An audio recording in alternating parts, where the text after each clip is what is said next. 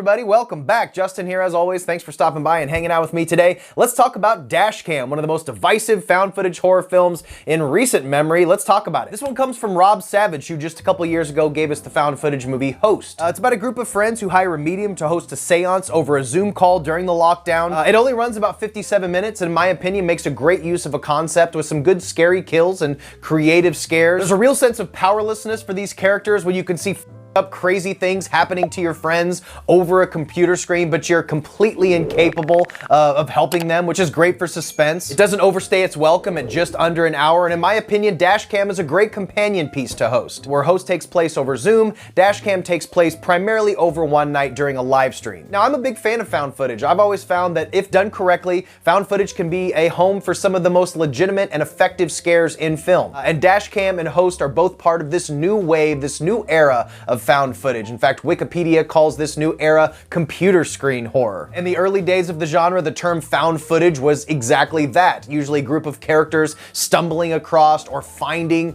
some old VHS tapes, some old media. They pop it in the VCR and watch it and see things that happened days, weeks, or even years ago. Blair Witch was a long time ago, folks, and found footage had to evolve, and this is the new wave of computer screen or phone horror. Dashcam follows Annie Hardy, played by Annie Hardy. We'll talk more about her as she seems to be the wedge, the divisive aspect between folks who dig this movie and hate it. She is a very bold and strongly written character. We'll talk about her in just a second. She plays an IRL streamer with a channel called Bandcar, which she calls the internet's #1 live improvised music show broadcast from a moving vehicle. Annie is a MAGA hat wearing, anti-vax, anti-mask, right-wing warrior who makes on-the-spot freestyles based on prompts from her audience who is feeding her improv via their comments in real time. And yes, the raps are very cringy. One day she decides she's had enough of the US and all of its mandates and precautions and decides to go to the UK and visit her old bandmate and stays with him and his very liberal progressive girlfriend. Obviously this leads to conflict, and this is where Annie decides to steal her roommate's car and go off on her own little adventure, and this is where the movie really takes off. Her ex-bandmate is a food delivery driver, and for shits and gigs she decides to accept an order from a restaurant. When she arrives to snag this food, she's presented with an offer to transport this seemingly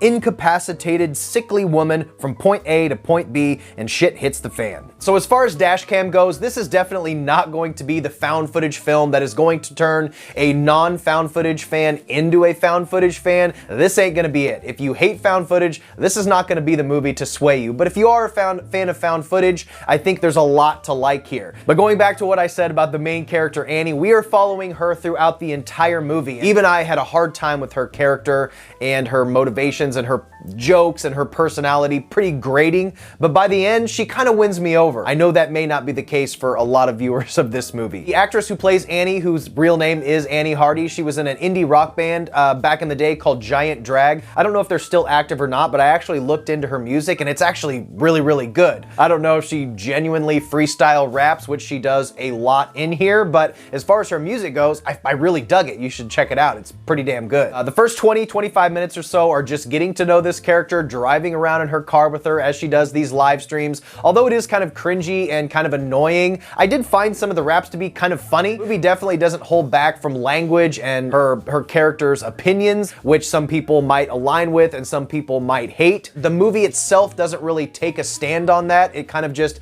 presents the character, and so you can either choose to sympathize with her or not. After she steals her roommate's car, she also inadvertently steals her roommate's phone, which is attached to his like Postmates Uber Eats app, and an order flies up to go to this restaurant. She goes to the restaurant and the restaurant is seemingly closed. She's wandering around eating shit and filming herself kind of fucking around in this restaurant, and it turns out somebody is there, and she presents Annie with the opportunity to take this very sickly looking woman from point A to point B, and that's when the movie really hits the fan, because this isn't just any normal passenger, and there are a lot of people around her who really want to get their hands on this character who she's picked up, this sickly old woman who vomits in her back seat, inexplicably starts bleeding. All of this really creepy shit starts happening. I found the gore, the scares, the special effects, the editing, the music, everything to be extremely effective. Rob Savage has a real knack for editing. There's so many great moments where the camera's on her and something's slowly happening in the background. I almost said in the bathroom. In the background that is very, very creepy. There's a lot of really gross out moments, some super disgusting gore, and some like bodily function, gross out horror stuff. And all of the grating aspects of Annie I found to be somewhat charming by the end. The character of Annie never ever really breaks character. As fucked up as things get throughout the movie, as horrific as things are, as the blood flows, as the guts flow, as people start dying, she never loses her sense of humor. So the humor that I found a little grating and a little annoying at the end, at the beginning rather, by the end I found it to be a nice little change of pace, because as serious as things get, as fucked up as things get, she's still cracking jokes the whole way, and I found myself laughing at them. Some people may not find her funny.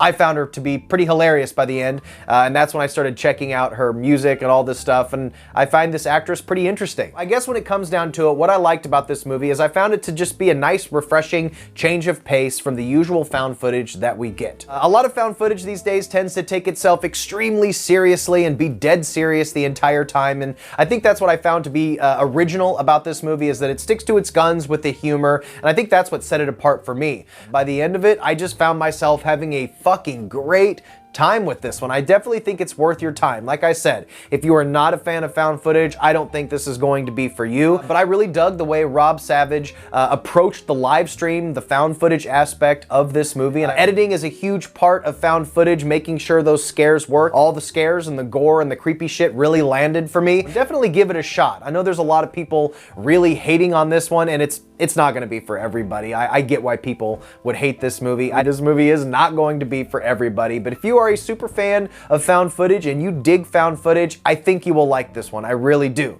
Just be ready for all the usual found footage tropes, the shaky cam, somewhat annoying characters. I did find the performances to be pretty natural. That's always a big part of found footage. If you don't really believe the performances, I actually did believe the performances here, so I know some people may not. The hate around this movie has been pretty strong, but I'm here to kind of champion for it. I think it's an effective found footage movie. So take my recommendation with a grain of salt, and just check it out for yourself. Make up your own opinion. Don't read the reviews, and just watch it for yourself. If you have interest for it, you may like it. So guys, I think we're done here. Stay weird. Remember to always be yourself, and I will see you in the next one. Bye.